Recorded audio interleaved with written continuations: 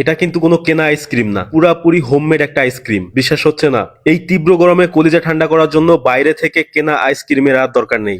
মাত্র অল্প কিছু উপকরণ ব্যবহার করে ঘরে বানিয়ে ফেলুন দারুণ ক্রিমি এই আইসক্রিম। এত স্মুথ আর সুস্বাদু হবে যে দোকানের আইসক্রিম কেউ হার মানাবে। আজ দেখাচ্ছি পারফেক্ট হোমমেড আইসক্রিম তৈরির পুরো প্রসেস। চলুন শুরু করি। আইসক্রিম তৈরির জন্য 1 লিটারের একটা হুইপ ক্রিম ব্যবহার করছি, যেটা বাজারের সবচেয়ে সহজলভ্য একটা হুইপ ক্রিম। সবার খুঁজে পাওয়ার সুবিধার্থে এই ক্রিমটা ব্যবহার করছি। এটা সব জায়গাতেই সহজেই পেয়ে যাবেন, দামটাও বেশ রিজনেবল। এই একটা ক্রিমে প্রায় 2.5 থেকে 3 লিটার পর্যন্ত আইসক্রিম তৈরি করে ফেলতে পারবেন। যেখানে 1 লিটার আইসক্রিম কিনতে গেলে 350 টাকা খরচ হয়, সেখানে এই দামে আপনি 3 লিটারের মতো আইসক্রিম তৈরি করে ফেলতে পারবেন একটা ক্রিম দিয়ে। এতে গুঁড়া দুধ দিতে হবে 1/2 কাপ পরিমাণ, যেটা আইসক্রিমের টেক্সচার ও টেস্ট অনেক ইমপ্রুভ করবে। বিটার দিয়ে বিট করতে থাকতে হবে। একটা ক্রিমের জন্য পুরো একটা কনডেন্স মিল্ক দিয়ে দিতে হবে। কনডেন্স মিল্ক ক্রিমি টেক্সচার বাড়ায় আর চিনির কাজটা করবে। যেহেতু ব্যবহৃত ক্রিমটা যথেষ্ট মিষ্টি থাকে আর কনডেন্স মিল্ক দেওয়ার কারণে এক্সট্রা চিনি দেওয়ার প্রয়োজন হবে না। ভালোভাবে বিট করে ফোম তৈরি করে নিতে হবে। কতক্ষণ বিট করতে হবে বুঝবেন কিভাবে? বিট করার একটা পর্যায়ে দেখবেন ক্রিমটা স্মুথলি ঢেউ ঢেউ হচ্ছে, তার মানে এটা প্রায় তৈরি। এ পর্যায়ে 200 গ্রাম মেল্ট করা হোয়াইট চকলেট দিয়ে দিতে হবে। এটা অপশনাল, দিলে ভালো টেস্ট হয়। চকলেট মিশিয়ে নিয়ে দিতে হবে 1 চা চামচ ভ্যানিলা এসেন্স। বিট করে মিশিয়ে নিতে হবে।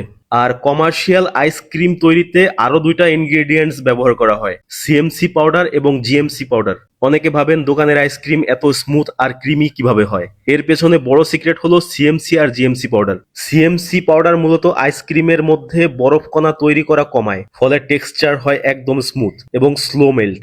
আর জিএমসি পাউডার কাজ করে ইমালসিফাইং এজেন্ট হিসেবে।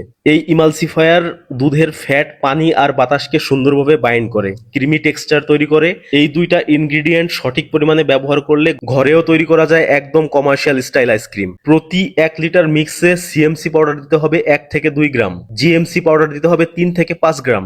এটা ব্যবহার না করলে যে আপনার আইসক্রিম হবে না এমন নয়, ব্যবহার করলে একদম কমার্শিয়াল আইসক্রিমের মতো হবে। এবার বিট করা হয়ে গেলে অর্ধেক একটা পাত্রে নিয়ে সেট করে নিতে হবে।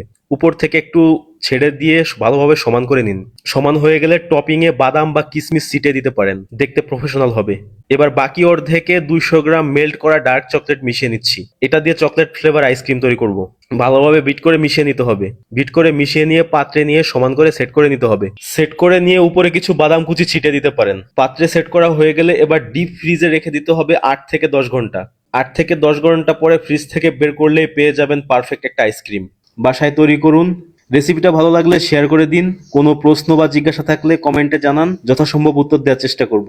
আর অবশ্যই আপনার মতামত কমেন্টে জানাতে ভুলবেন না। কেমন লাগলো রেসিপিটা?